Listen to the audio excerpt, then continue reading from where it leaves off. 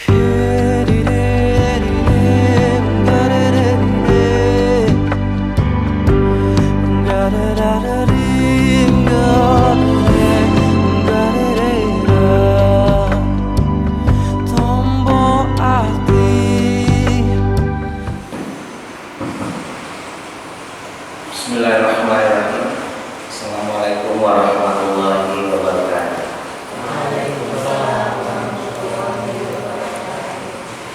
Alhamdulillahirabbil alamin, alladzi akramana bi khairin kitabin munzil, alladzi akramana bi khairin nabiyyin rusul. Asyhadu an la ilaha illallah wa asyhadu anna Muhammadan abduhu wa rasuluhu la nabiyya ba'dahu yaumil qiyamah. Allahumma shalli ala Muhammad wa ala alihi haqqa qadrihi wa miqdarihi. Rabbi sholli sadri wa yassir amri wa hlul 'uqdatam min lisani yafqahu qawli. Amma ba'd. Kemauan yang mewakili kaum muslimin dan muslimat dan rahmat Allah.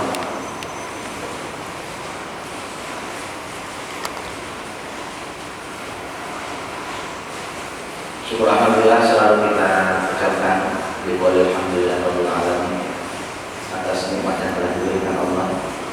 Salawat dan salam juga selalu kita persembahkan kepada Nabi besar Muhammad SAW yang telah meninggalkan kita Quran dan Sunnah al-Maqbulah untuk bimbingan kita di dunia dan dunia dari yang kita nanti kira-kira.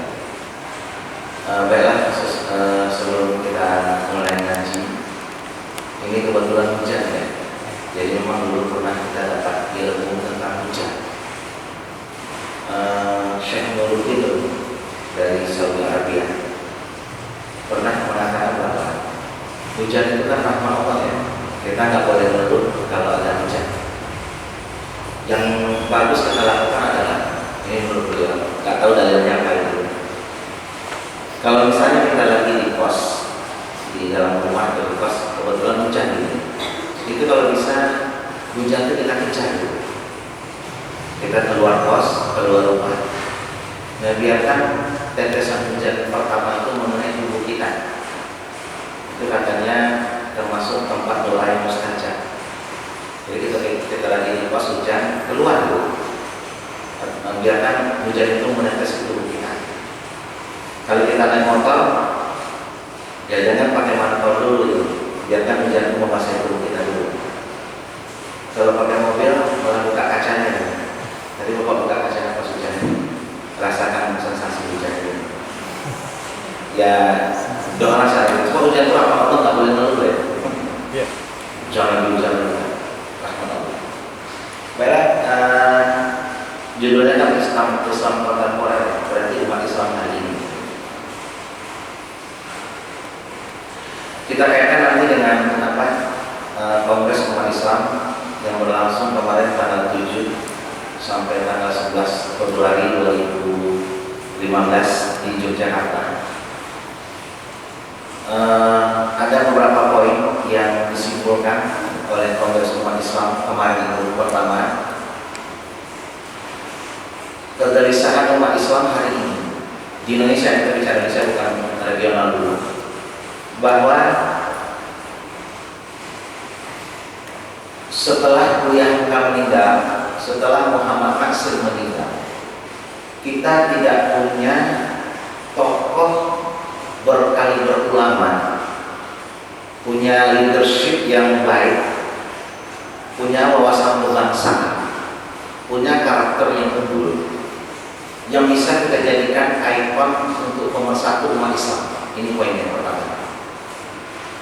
Sekarang tidak banyak ulama yang betul-betul ulama itu. Misalnya Quraisy Shihab, apakah kita anggap dia seorang ulama? Sementara banyak pendapatnya kontroversi. Siapa yang kita anggap ulama? Betul-betul kita unggulkan. Nah, inilah kesalahan kita. Di antaranya itulah akibat daripada orientalisme itu yang kita lihat kemarin, waktu Nabi Akbar itu. Itulah sekularisme itu melahirkan tokoh-tokoh seperti itu. Liberalisme melahirkan tokoh-tokoh yang tidak berkarakter seorang ulama. Jadi sekarang umat Islam mulai sadar, satu, tadi kita tidak punya ulama tokoh yang betul-betul berkaliber ulama. Yang kedua, pesimisnya umat Islam untuk bersatu gitu. Di Indonesia itu kita banyak, tapi nggak bersatu. Kita dipecah-pecah dengan partai-partai seperti itu. Boleh dipecah dengan organisasi seperti ini gitu. Jadi adanya pesimisnya, bisa nggak sih kita bersatu gitu? Nah ini kan banyak. Sedangkan musuh-musuh Islam itu bersatu gitu. Ini yang kita usahakan. Yang ketiga, 2019 pemilu besok kita tidak boleh kecolongan lagi seperti 2009-2014. Kalau bisa betul-betul 2019 besok itu yang menjadi seorang presiden itu adalah kalau bisa berbasis ulama. Kita punya waktu 5 tahun mempersiapkan itu. Jadi kemarin Majelis Ulama Indonesia meminta bantuan kita untuk mempersiapkan itu. Selama 5 tahun besok carilah sosok yang betul-betul seorang ulama. Nanti kalau pencitraan gampang, Jokowi yang pintar, masa kita nggak bisa. Ada seorang ulama yang kalimatnya bagus. Nah itu nanti kita citrakan, nggak apa-apa. Dunia politik harus citraan. Jokowi itu cuma berapa tahun ya pencitraan? 2 tahun selesai. Kita 5 tahun masa nggak bisa pencitraan itu? Munculkan saja dia di mana-mana dulu. Seminar sini, jelek, seminar sana, jelek. Nanti terkenal betul. Nah memang seperti itu. Nah sekarang tugas kita mencari itu sebenarnya. Yang keempat, kita kan punya presiden itu sudah berapa presiden kita? 7. Kita sudah punya presiden itu dari berbagai background sosial. Kita punya dari sipil yang mengaku militer, Soekarno. Kita punya yang militer murni, Pak Harto. Kita yang punya teknokrat, Habibie. Kita punya yang mengaku ulama, Gus Dur. Kita punya ibu-ibu, Megawati. Kita punya militer lagi, SBY. Sekarang yang pedagang, Jokowi gitu ya. Yang belum kita coba adalah hasilnya apa? Sama aja kok. Bahkan sekarang kalau teman-teman tahu di Indonesia ini sekarang diambang kehancuran. Kemarin Yusuf Kala sebenarnya sudah memprediksi seandainya Jokowi jadi presiden, Indonesia itu akan hancur. Sekarang sudah mulai terbukti prediksi Yusuf Kala. Yusuf Kala dari dulu prediksinya benar terus ya. Kayaknya benar juga. Penegakan hukum mandul, KPK dikriminalisasi, gas naik, PLN naik, semuanya rusak itu sekarang. Dan yang kita khawatirkan apa? Terjadinya sekarang dolar sudah 13.100. DPR kemarin sudah menyurati Jokowi, seandainya dolar itu nanti 15.000 akan terjadi krisis ekonomi. Kalau sampai nanti dolar 15.000, yang kita khawatirkan biasanya krisis ekonomi itu akan memicu nanti revolusi sosial di mana-mana begitu. Nah sekarang ketika kasus PKI Madiun, kasus PKI 65 itu awal-awalnya itu krisis ekonomi. Nah sekarang kita khawatirkan kalau terjadi nanti krisis ekonomi dengan begini beratnya kehidupan masyarakat, ada orang mengambil keuntungan 3 biasanya. Satu yang kita prediksi komunis. Komunis nanti akan muncul lagi di Indonesia. Semua sekarang komunis sudah mulai bikin gerakan-gerakan di Indonesia. Yang kedua Syiah yang kita khawatirkan. Syiah itu jumlahnya sudah banyak dan mereka mempunyai konsep imamah. Mereka harus punya struktur kepemimpinan berbasis imamah kalau dalam konteks Syiah. Sekarang Syiah sudah mulai latihan ya. Mereka sudah latihan perang, latihan militer sudah terdeteksi. Mereka sudah mulai ngasah senjata ya. Sementara umat Islam ngasah batu biong. Tidak tahu bahaya sudah mengancam. Yang ketiga militer yang bisa kudeta. Jadi itu yang kita khawatirkan terjadi lagi revolusi 98. Nah siapa nanti yang revolusi? Bisa Syiah, bisa komunis, bisa TNI, tapi bisa gerakan lain seperti tidak kita duga. Nah inilah hasil daripada demokrasi yang nggak jelas. Nah yang perlu kita coba apa? Yang perlu kita coba adalah presiden yang seorang hafiz Quran, seorang ulama berkarakter unggul. Itu belum kita coba. Semua sudah kita coba dengan demokrasi itu, sudah latar belakang presiden, nggak ada perubahan, begini-begini aja Indonesia maju nggak mundur kan gitu. Kita tanggal mundur. Nah besok 2019 kita ingin mencoba seorang presiden itu yang hafiz Quran. Kalau gubernur sudah banyak ya. Gubernur yang sekarang itu Kepri kalau nggak salah, Lampung sama NTB itu gubernurnya sudah hafiz Quran. Nah presiden yang belum 2019 kita berjuang bersama-sama nanti dengan MUI, dengan ormas-ormas Islam yang lain. Kalau bisa presiden itu nanti hafiz Quran. Dan target kita kemarin satu rumah satu hafiz Quran. Bapak punya anak 3, insya Allah bapaknya cowok. Kalau bisa di antara anak bapak yang 3 itu ada yang hafiz Quran 1. Kalau kita mungkin udah tua, tapi nggak apa-apa. Iya kan kalau punya konten hafiz Quran, yang nggak usah target 30 juz, mengalir aja beberapa hafalan-hafalan yang bisa kita cari. Ini oleh-oleh dari Kongres Umat Islam kemarin. Kekhawatiran kita dengan negara Indonesia yang semakin amburadul, nggak jelas juga apa kehancuran ini. Tapi kita tidak boleh terlalu pesimis. Kita punya Allah, kita punya akidah. Kita tetap harus optimis berjuang untuk menegakkan kemuliaan agama Allah di bumi Indonesia. Ya, teman-teman nanti kalau punya informasi tentang seorang tokoh yang punya jiwa kepemimpinan, semua ada juga ulama tapi jiwa kepemimpinan nasionalnya ada kurang. Yang dulu itu banyak sekali, ada Hamka, ada Muhammad Nasir, ada Hatta, itu orang Islamnya kuat-kuat ya. Dan mereka punya leadership yang sangat bagus gitu.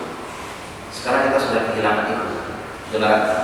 Mencetak generasi itu memang nggak bisa ujuk-ujuk ya. Harus dari 2 tahun dulu kita mencetak generasi. Usia 2 tahun, pokoknya 10 tahun pertama itu digenjot betul akidah anak itu. Nggak bisa kita menyiapkan pemimpin dari usia tamat SMA itu telat itu. Nah inilah yang akan kita sebenarnya oleh-oleh dari mudah-mudahan nanti ya ada kader IMM ya. Kalian tuh harus siap jadi pemimpin. Sebab Islam itu menginginkan kita jadi pemimpin. Nanti kalau orang kafir yang memimpin, kacau kita loh, habis gitu kalau orang kafir memimpin. Jangan terpengaruh dengan perkataan politik itu kotor. Orang Islam gak cocok jadi politik itu kan akal-akalan mereka itu. Biar mereka sendiri yang main politik itu. Akhirnya nanti mereka sendiri yang berkuasa. Curang mereka di situ kita dirusak-rusak. Ya politik itu memang begitu kok. Di zaman Rasulullah sama saya kan. Bagaimana Ali ditikung sama Muawiyah, memang politik itu begitu. Jadi jangan terpengaruh politik itu kotor. Emang ada yang hidup gak kotor? Kotor semua. Jadi supaya kita jangan orang Islam gak cocok main politik, kalian kan orang suci gitu. Supaya kita tidak berpuasa, itu akal mereka itu. Jangan tertipu dengan orang kafir itu. Oke, lanjut ke bagian kita.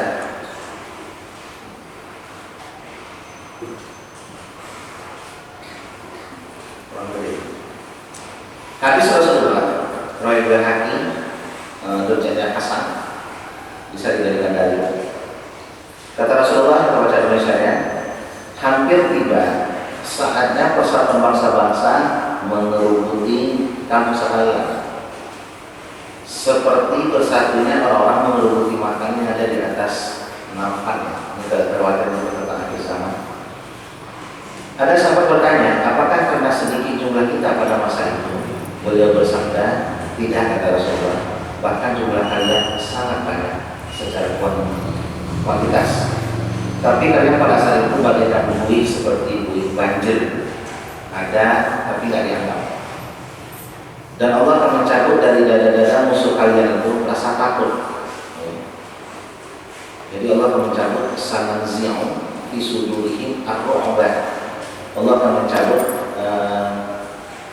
dari dada mereka itu hudu-hudu al-mahabah ar-ru'bah, ketakutan dari umat Islam. Dan dia akan memasukkan ke dalam hati kalian al-wahan, rasa apa? Wahan itu perasaan pesimis gitu, rendah.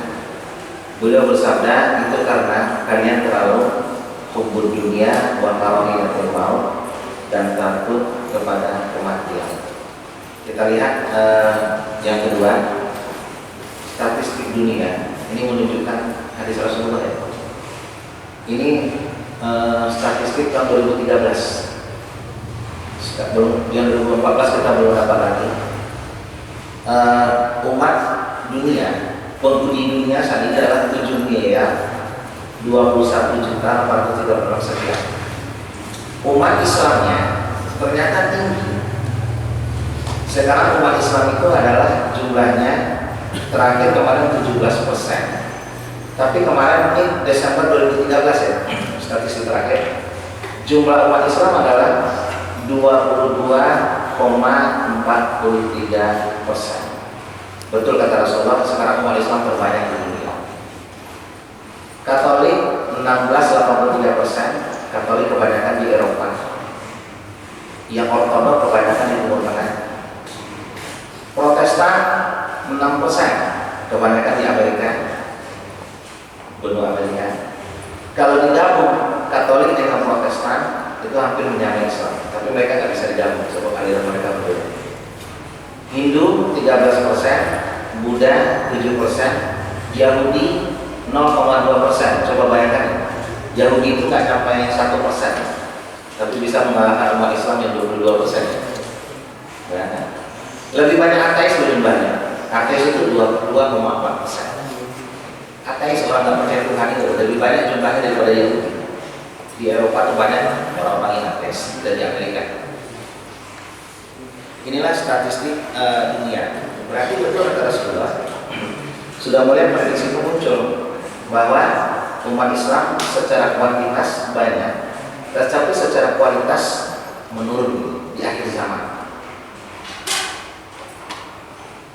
Kita lihat secara kuantitas dari tahun 2011 sampai 2013 pertumbuhan Kristen itu 46% dan Islam 235%.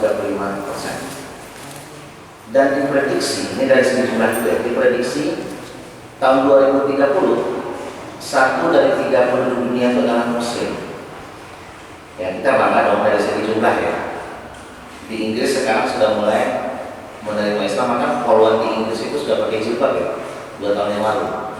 Indonesia nggak jadi. Kemarin ini mungkin salah satu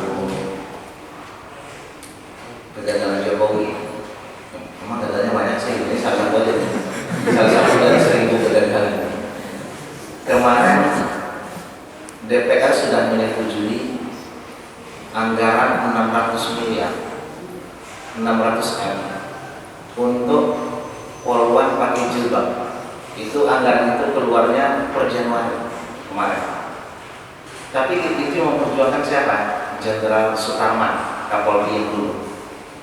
Tapi tiba-tiba Jokowi sesuai dengan bisikan ibundanya itu mencabut Sutarman. Jenderal Sutarman orang Sukoharjo ya, orangnya sebenarnya lama. Tiba-tiba dicabut. Padahal jabatan Pak Sutarman itu akan berakhir sebenarnya Oktober 2015. Tiba-tiba dicabut begitu. Akhirnya apa? Program yang dia bangun untuk menjadikan Polri sebagai jilbab hilang. Ya. Padahal Australia itu sudah 2 tahun yang lalu poluan Muslim itu pakai jilbab. Polisi wanita di Australia itu pakai jilbab yang Muslim. Di Inggris sudah 2 tahun yang lalu, itu negara sekuler banget. Indonesia negara Islam itu nggak jelas. Padahal kemarin sudah diperjuangkan sama ormas Islam sama Jenderal Sutarman. Bahkan sudah ada dana 600 miliar. Sebab polisi itu kan seluruh pakaiannya ditanggung negara ya. Sudah akan jadi jilbab.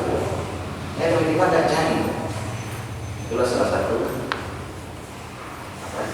kelemahan Jokowi. Ya, karena memang dari dulu memang dia itu senang dengan yang berbau-bau non Islam itu. Ini dari segi penduduk. Di Inggris kemarin terjadi suatu acara di Buckingham, malah pembukaannya pakai bacaan Quran gitu. Di Inggris mungkin sudah sampai 39% umat Islam di Inggris. Di Prancis terakhir 28% umat Islam di Prancis. Di Jerman hampir di seluruh negara Eropa sekarang Islam mulai bangkit. Nah, kenapa itu terjadi? Penyebabnya satu, fertility jumlah kelahiran. Jadi memang orang Barat itu senjata makan tuan. karena mereka dulu sangat memperjuangkan sekularisme, apalagi dalam konteks feminisme. Jadi mereka anggap Allah itu salah menciptakan laki-laki perempuan dulu. Jadi perempuan-perempuan barat itu merasa menjadi perempuan itu adalah sebuah kutukan, sebuah kutukan. Akhirnya mereka tidak mau laki-laki itu dianggap setara gitu. Padahal kan dalam Islam Allah membedakan laki-laki perempuan itu kan bukan untuk diskriminasi, tapi sebenarnya untuk sinergi gitu. Kita sudah bahas beberapa kali sinergi. Nggak mungkin Allah menciptakan diskriminasi, orang tidak suami kok sama hambanya. Ya ada kelebihan laki-laki, ada kelebihan perempuan. Nah bagi orang barat ini nggak bisa, laki-laki perempuan itu harus sama.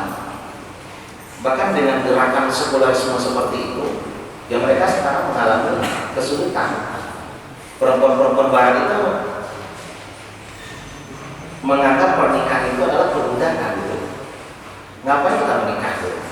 Hanya menjadi budak laki-laki itu.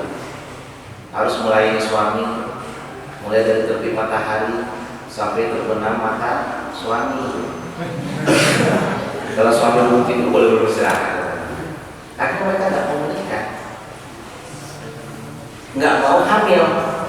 Hamil itu dianggap kutukan gara-gara Hawa, if bahasa mereka ya, makan buah kuldi, nggak mau melahirkan. Akhirnya apa terjadi? Jumlah kelahiran mereka selama lama semakin menurun. Sebuah hamil itu 9 bulan ya. Nah otomatis, ini pengakuan mereka sendiri, otomatis kelahiran mereka itu mengalami penurunan 10% tiap tahun. Di Jerman sekarang, di Jerman itu kalau ada perempuan Jerman yang hamil, walaupun di luar nikah, nggak apa-apa. Itu disubsidi oleh negara. Karena jarang perempuan yang mau hamil dulu.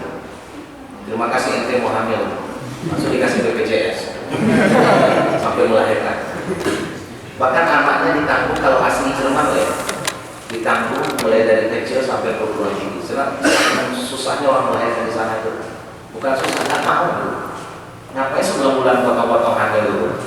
Kita harus berkarya, tinggalkan rumah, buka aurat, keluar ya barang-barang begitu. Nah umat Islam banyak imigrasi ke Eropa. Umat Islam anaknya jadi 15 minimal ya, istrinya 3 ya. Jadi perkawinan itu merupakan dakwah juga ya. Oke.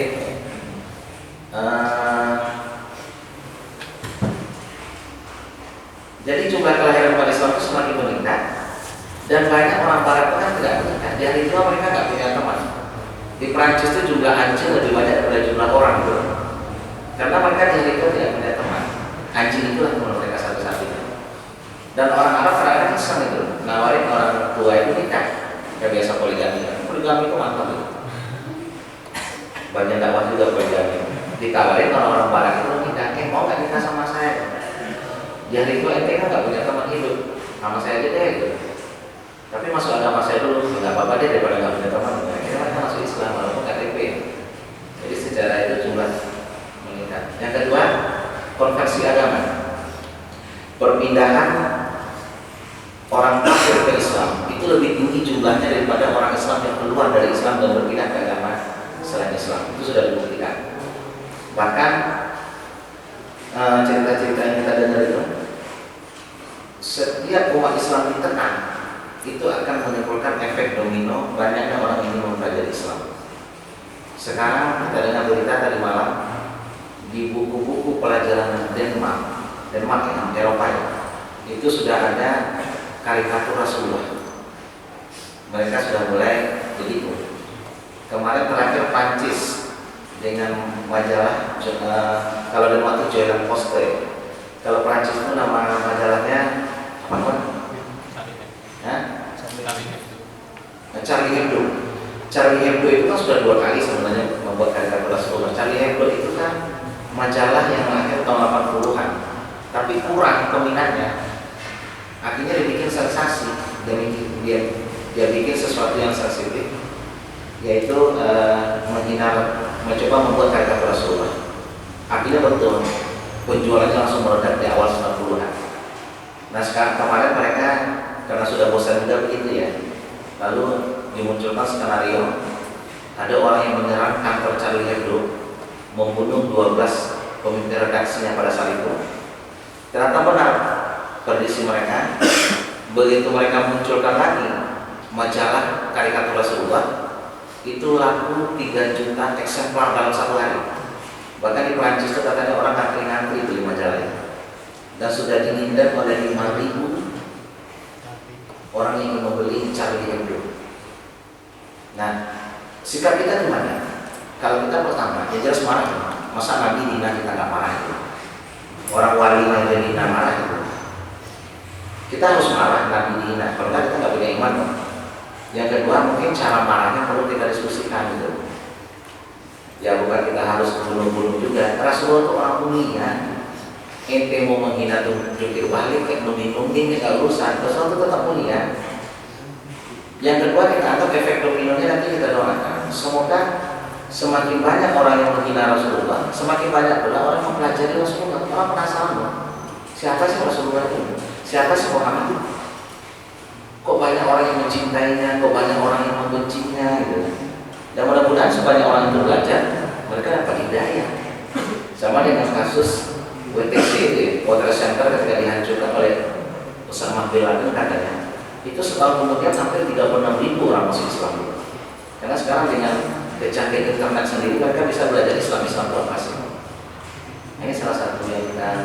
Jadi banyak orang konversi agama ke dalam agama Islam, apalagi menemukan keajaiban-keajaiban. Kalau di kelas Bapak ceritakan itu, banyak mereka masuk Islam dengan kelebihan Al-Quran. Ini lagi Bapak susun bukunya. Bagaimana banyak orang-orang Barat itu masuk Islam karena menemukan keajaiban dalam Al-Quran. Salah satu contohnya yang Bapak temukan di website. Di Eropa katanya ada 2 orang perempuan lagi melahirkan, pas di waktu yang sama. Lahirlah 1 bayi laki-laki, 1 bayi perempuan. Ternyata perawat melakukan kesalahan, lupa ngasih gelang, akhirnya anaknya jadi tertukar. Kalau di Indonesia kan sudah jadi sinetron, anak tertukar. Itu sinetron yang paling lama ya. Ibunya tertukar, bapaknya tertukar gitu. Kapan sinetronnya habis? Kalau sutradara tertukar. Akhirnya berkatalah dokter non-muslim kepada dokter Islam pada waktu itu. Ente kan orang Islam, katanya Quran bisa segala-galanya. Bisa nggak Anda menyelesaikan persoalan ini? Yang bayi laki-laki ibunya siapa, bayi perempuan ibunya siapa? Kata dokter Islam dari India. Di cerita itu katakan dia dari India, bukan dari Indonesia. Beri saya waktu 30 menit. Nah selama 30 menit dia analisa ASI, air susu ibu. Air susu ibu dia analisa dari data ibu tersebut. Setelah 30 menit dia ambil kesimpulan. Anak laki-laki, anaknya ibu B, misalnya ibu D. Anak perempuan, anaknya ibu A. Kata dokter non-muslim, dari mana Anda tahu? Kan belum tes DNA. Gampang kok kata beliau. Selama 2-30 menit tadi, ibu A dan ibu B saya teliti ASI-nya. Ternyata ibu B, ASI-nya itu 2 kali jumlahnya lebih banyak daripada ibu A. Vitaminnya 2 kali lebih banyak, kadar garamnya 2 kali lebih banyak daripada ibu A. Dia teringat surat An-Nisa ayat 129. Lizzakari mislu hazal unsain. Laki-laki perempuan 2:1. Berarti yang aslinya lebih banyak pasti anaknya cowok. Sadulah dokter non-muslim, pokoknya kok sekali lakukannya. Memang dari dulu yang dia kemana ya? Akhirnya tidak tertarik dia kembali ke Al-Quran seperti itu. Masih banyak cerita Bapak temukan keajaiban Al-Quran yang membuat orang. Sebab apa? Al-Quran itu sumber hidayah. Al-Quran itu adalah firman Allah, bukan karangan manusia. Mungkin Bapak pernah ceritakan kemarin seorang mahasiswa psikologi UAT yang mualaf dari Sumatera Selatan. Beliau pernah mualafnya kelas 2 SMA. 2 SMA. Ketika masih Katolik dia pernah ngobrol dengan romonya. Romonya itu kan pemuka agama ya. Dia bilang gini, Romo, kenapa sih umat Islam banyak yang hafal kitab sucinya gitu, sedangkan kita satu pun nggak ada yang hafal gitu. Kan nggak ada yang jauh hafal orang. Nggak pernah ada musyawarah tilawatil Injil. Lomba nafis Injil, mana aja. Boro-boro kemana pendetanya nggak apa. Apa kata romonya? Romonya yang meninggal Quran. Kata romonya, kitab suci umat Islam itu menonton itu aja dari dulu. Pakai apa dia? Keluar gitu. Apa juga bocah. Sedangkan kitab kita itu diperbaharui sesuai dengan perkembangan zaman kata romonya. Dari situ sebenarnya kita bisa mengambil kesimpulan. Romonya mengakui kesucian Al-Quran tanpa sengaja ya. Dia ingin menghina tapi nggak sadar dia memuji. Berarti Al-Quran itu masih orisinil loh. Itu aja dari dulu kan orisinil sebenarnya. Nggak ada perubahan. Kita suci mereka dirubah terus setiap tahun, tiap bulan. Ini udah nggak cocok nih, PF ganti lagi. Ini sudah nggak cocok nih, robek aja kan ganti lagi. Agama apa aja kali itu. Lalu inisialnya A ya. Lalu dia nanya sama Romo gitu. Sebenarnya yang berhak merubah kitab suci siapa? Gitu. Pertanyaannya sederhana ya. Romonya nggak bisa jawab. Soalnya Romo tahu jawabannya. Yang berhak merubah kitab suci adalah yang menurunkan kitab suci. Kok bisa manusia yang hina itu merubah kitab suci yang diturunkan oleh yang maha suci itu kan nggak mungkin. Tapi Romonya nggak mau jawab itu. Akhirnya anak itu meninggalkan agama Katolik, dia masuk ke agama Islam. Gara-gara salut dengan Al-Quran itu. Dari situ kita mengambil kesimpulan juga, Islam adalah satu-satunya agama yang berdasarkan wahyu. Agama wahyu itu cuma Islam. Kalau Kristen itu itu sudah kesepakatan terus. Tiap tahun pendetanya rapat, gitu. Ini apa perlu ketahuan kita suci kita juga jadul gitu. Surat pertama aja dah diketek diganti surat apa gitu. Sekarang kan orang lagi gemar batu aki gitu.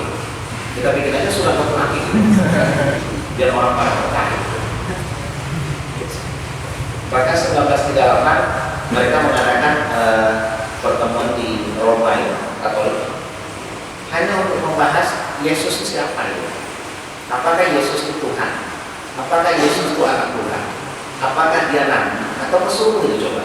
Nasib nabi itu mereka apa tidak milih RPI. Yang milih nabi itu Allah, bukan manusia. Goblok mereka gitu.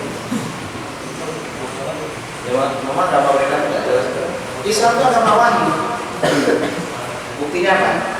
Kita sholat subuh. Berapa rakaat sholat subuh? 2 ya. Itu apakah karena sahabat rapat dengan Nabi? Rasulullah kita rapat nih. Subuh berapa rakaat? 2 atau 3? 2 aja ya. Nggak pernah rapat begitu. Semuanya wahyu sholat subuh. Orang kalau berpikir secara logis, ibadah nggak bisa diserahkan ke manusia ya. Kita kan bangun tidur segar ya. Bangun tidur masih segar, habis mandi. Kuat nggak sholat 10 rakaat? Kuat. Kalau kita ingin membagi sholat itu sebenarnya, taruhlah 17 kali wajib sholat 1 hari. Kalau kita kan pengennya pagi itu 10 gitu ya. Kan enak tuh belum ngapa-ngapain. 10 rakaat, kan tinggal 7 rakaat. Kita bagi aja. Zuhur 2, zuhur 14 tinggal 3 ada. Asar 1, maghrib 1, bisa nggak usah deh. Maunya kita kan begitu, tapi nggak bisa. Ibadah bukan nafsu, ibadah itu adalah wahyu. Itu yang banyak Islam, masih agama wahyu. Kristen, Katolik, Protestan, Ortodok pun sama. Sudah pernah lihat Kristen Ortodok pun ya? Yang possible sudah pernah Bapak munculkan ya? Coba sekarang sudah masuk ke Indonesia, kita juga harus hati-hati. Ini loh, Kristen Ortodok Syria. Udah ya. Nah, KOS ini namanya Kristen KOS, Kristen Ortodok Syria. Ortodok itu ada 2, Mesir sama Syria. Yang menjadi persoalan adalah mereka mengatakan semakin ortodok Kristen itu dia semakin mirip dengan Islam. Mereka mengatakan Katolik dengan Protestan itu aliran sesat, karena mereka juga sesat ya. Islam. Dan ini sudah mulai masuk ke Jakarta. Terakhir kita dengar dia di Surabaya sama Jakarta. Yang membawa Indonesia namanya Bambang Nursena. Dia seorang tokoh Protestan, kuliah di Syria, sekarang berbolak ke Cianjur. Dia belajar Islam Ortodok, Akhirnya itu dia pulang ke Indonesia, dia bawalah Kristen Ortodok ini. Dia sekarang bergelar Syekh Injil, dia pakai gelar Syekh Injil. Ya. Mereka mencontoh Islam dari segi penampilan, ini mereka ini Rasul ya, bukan Muslim ya. Lihat mereka pakainya kayak Islam, pakai peci putih, baju gamis, ini Kristen Ortodok. Bahkan aliran musiknya pun sama, R&B, berbana yang beduk, R&B, alirannya R&B, berbana yang beduk. Ini lihat mereka punya sholat persis sama Indonesia. Ini cara mereka berdoa, cara mereka pakaian. Tapi mereka tidak misionaris ya, mereka tidak misionaris. Tidak seperti Katolik. Kalau Katolik itu misionaris banget. Mereka mengadakan acara di hotel. Mau ikut silakan, juga nggak apa-apa itu. Mereka tidak terlalu misionaris. Jadi tidak terlalu membahayakan juga. Kalau Katolik boleh bahaya. Katolik itu sampai bunuh orang demi Yesus. Yesus orang mana? Orang Jawa Tengah. Yesus putra kudus, orang kudus Yesus. Ternyata Yesus orang Jawa Tengah itu kan Yesus putra kudus, orang kudus itu. Ini mereka mencontoh-contoh Islam ya. Musiknya R&B tadi, bajunya kayak Islam, salibnya berubah. Ini mereka mencontoh cara-cara Islam gitu. Sari tilawah, nanti ada terjemahannya gitu. Kalau kita kan mengaji itu kan ada iramannya, misalnya Bismillahirrahmanirrahim. Mereka mungkin dinyanyikan aja ya. Padahal kan Injil itu bahasa Indonesia. Misalnya Yesus berkata, bagi Yesus berkata, jalan ke surga telah diaspal. Ini kita sholatnya ya. Ini Kristen Pos ini. Ini udah masuk Wonosari berarti. Sholatnya Kristen Pos. Mereka juga punya sholat.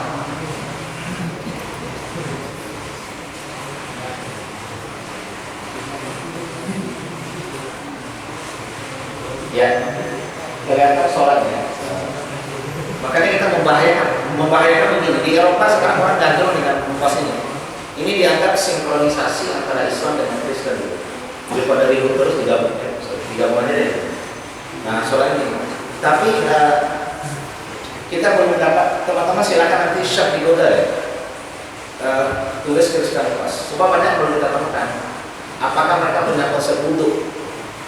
Mereka sholat ngadap kemana? Bacaannya apa? Kita belum tahu. Silakan nanti share di Google. Ini kalau lebih banyak. Cuma ini visualisasinya saja. Cuma takbir mereka masih seperti mereka ya. Kalau kita takbir, kalau kita kan takbir begini, sekalian kita benerin takbir kita sesuai dengan sunnah ya. Teman-teman kalau takbir sholat itu harus sejajar dengan bahu. Kita contohnya ya. Jadi kalau takbir Islam ini, Allah sejajar dengan bahu. Kalau bisa ini nempel di kuping, Allah gitu. Masih banyak orang yang takbirnya salah, setengah doang. Ada yang mau lihat ininya tuh?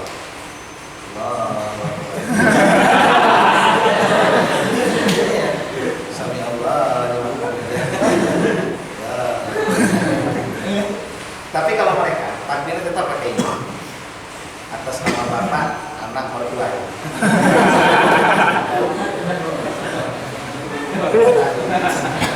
Ini ketika mereka ruku ya, mereka ruku begini, tapi tetap begini juga. Atas nama Roh Kudus, Roh Halus, Roh apa? Tapi kayaknya sholatnya jarang-jarang ya. Sholatnya jarang-jarang. Ini kelihatan mereka sholat di hotel, sebab mereka nggak punya gereja. Mereka nggak mau pakai gereja Katolik, nggak mau pakai gereja Protestan. Itu aliran sesat. Ya, dia juga sesat. Ya. Mereka lagi bangun gereja di Surabaya, tahu udah jadi apa belum? Nah, praktikal sholat mereka jarang-jarang ini. Kalau kita kelapa dulu. Nah, susunannya kayaknya lurus, jarang-jarang begini. Ini kayak Barcelona di 442. Nah, ini sholat mereka ya. Jadi kelas ini Kristen Ortodoksi dia jadi mereka juga punya sholat. Ini yang banyak kita khawatirkan menarik minat orang. Gitu. Mereka memanfaatkan kisruhnya Kristen dengan Islam. Ini dia jarang keluar nih, gitu. Ini gabungan antara Islam dan Kristen, gitu. Masuk sini aja. Gitu. Mereka punya tim kasidah, minta cheerleader. Bahkan kasidah dalam pendirian gereja. Mereka mendirikan gereja pakai kasidah. Entah apa yang dibaca juga nggak tahu. Kita belum punya visualisasi. Nah, inilah Kristen Cross. Kita belum tahu liriknya apa. Kalau mereka mereka nggak tahu nyanyi apa gitu. Yesus alaina gitu. Tapi bapak pernah dapatkan foto-fotonya. Mereka pakai bahasa Arab, tapi artinya Yesus ya Allah, ya wahai Yesus, wahai anak Allah. Ya. Yesus ibn Allah, ada kalimat itu tidak temukan. Jadi sama dia bahasa Arab, tapi artinya sama dengan Injil. Abana fil jannah, Bapak kami di surga. Ya. Dia bahasa Arab tapi isinya Injil. Bapaknya di surga, belah-belah ya. Jadi dia nggak mau bumi. Ya itu kan pas. Oke, waktu kita lanjutkan sedikit lagi tadi.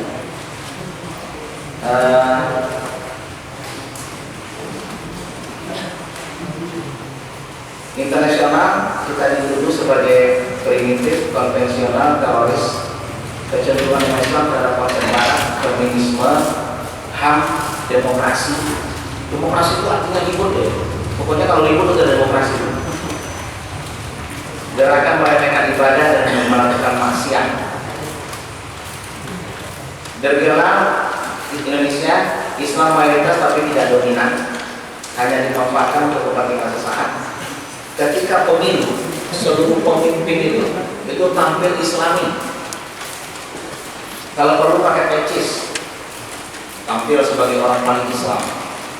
Kalau perlu namanya dikasih Muhammad, padahal dari kecil nggak ada Muhammad ya. Katanya Muhammad Susilo Bambang Yudhoyono. Mana ada Muhammadnya dari kecil? Karena ini mengambil simpati umat Islam. Muhammad Yusuf Kala, saya atau Yusuf Kala ada Muhammadnya dari kecil. Lalu nanti pesantren. Jadi pesantren yang dimanfaatkan ketika pemilu doang, yang waktu 5 bulan itu. Kalau habis itu diinjak-injak selama 4 tahun 5 bulan lagi. Jadi gobloknya sih. Kurangnya dialog untuk menciptakan persatuan. Ini mungkin teman-teman juga harus memikirkan.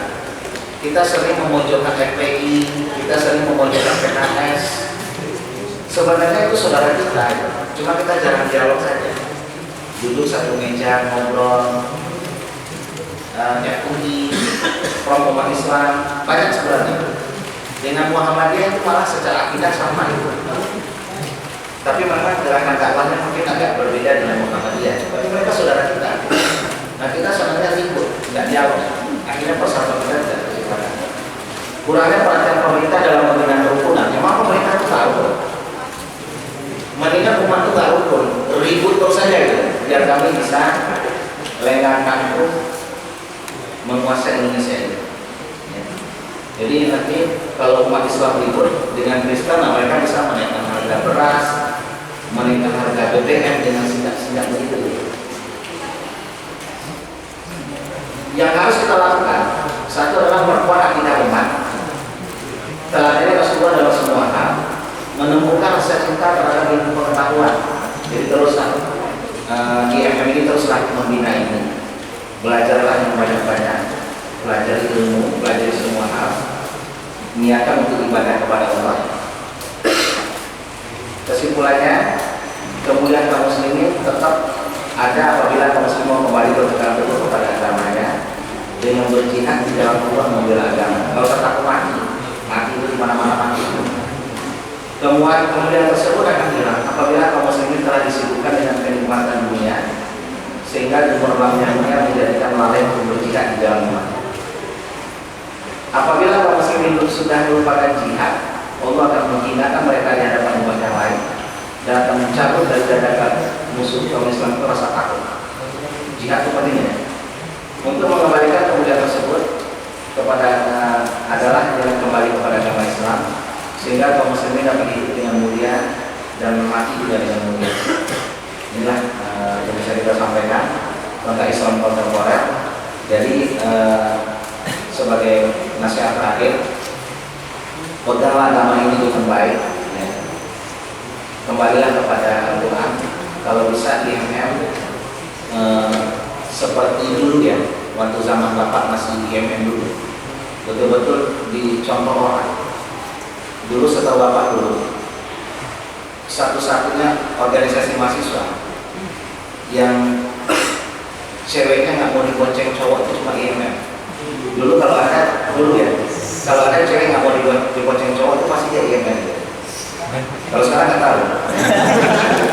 Mungkin ceweknya bonceng lah. Ceweknya paling. Jadi salah satu contoh. Kembali kepada Islam. Rajin pengajian. Bapak berapa kali marah sama Bapak itu pembina IMM ya? Berapa kali marah? Muhammadiyah itu lahir karena pengajian. Jadi kalau kalian nggak mau ngaji, apa dulu banggakan dengan Muhammadiyah? Ya sepertinya alhamdulillah Bapak sedang ramai anak IMM yang ngaji itu bagus. Jam 6 pagi sudah ngaji, bagus. Ini diteruskan. Untuk membina ukhuwah Islamiyah kita sebagai kader IMM. Yang ketiga, mungkin yang perlu Bapak ingatkan juga nanti suatu saat berdakwah itu kan tidak harus ceramah ya. Dakwah itu kan jihad. Tadi kita bicara jihad. Jihad itu nggak usah pertanyaan ya. Jihad itu adalah membela agama Allah. Itu jihad paling tinggi. Dengan cara apa?